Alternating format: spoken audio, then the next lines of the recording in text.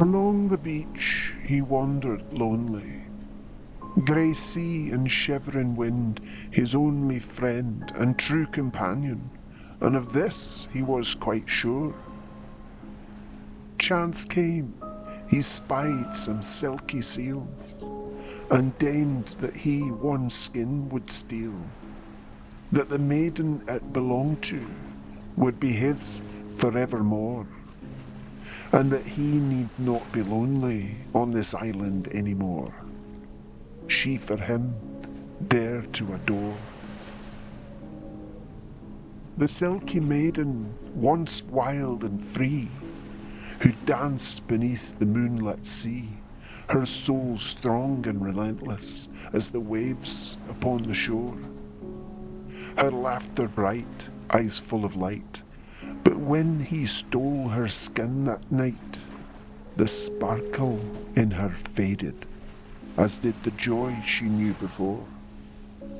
Captive now of land and man, she knew within her core she would swim the sea again no more.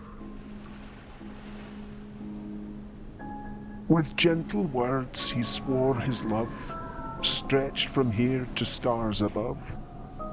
But deep within her heart remained a call she must ignore.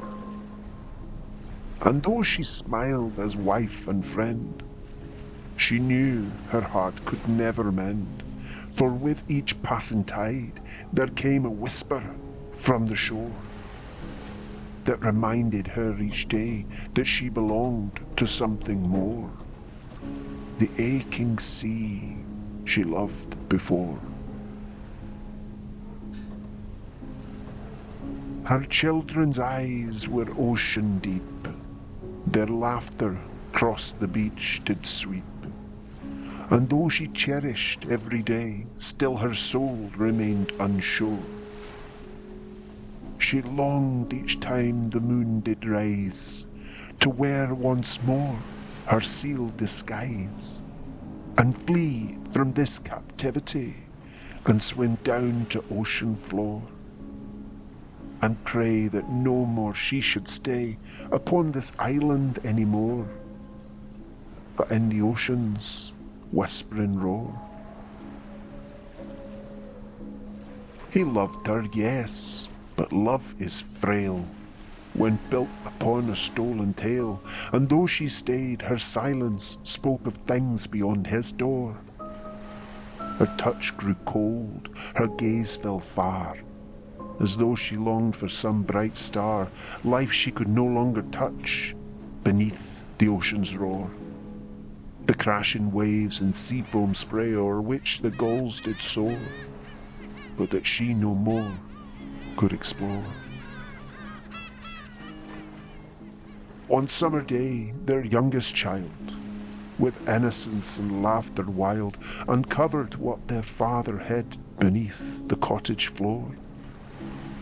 A skin so soft, so strange, so pale, he brought it to her without fail. Her breath caught hard, her heart took flight as she held her skin once more. No longer bound to this cold life upon this lonely shore, the ocean calling within her core. She kissed her babes with tender care, and stroked their windswept tangled hair, her tears a mix of love and sorrow, and of quiet glee. Their father watched, his heart in pain, as she held in hand what he'd hid in vain, knowing now she'd slip away, once more returning to the sea. Her life belonged to salt and tide, this quite clear could he now see. 'Twas where her heart had always been. At dusk she fled beneath the sky, a whispered shadow passing by, her sealskin wrapped around her, now no longer bound to shore.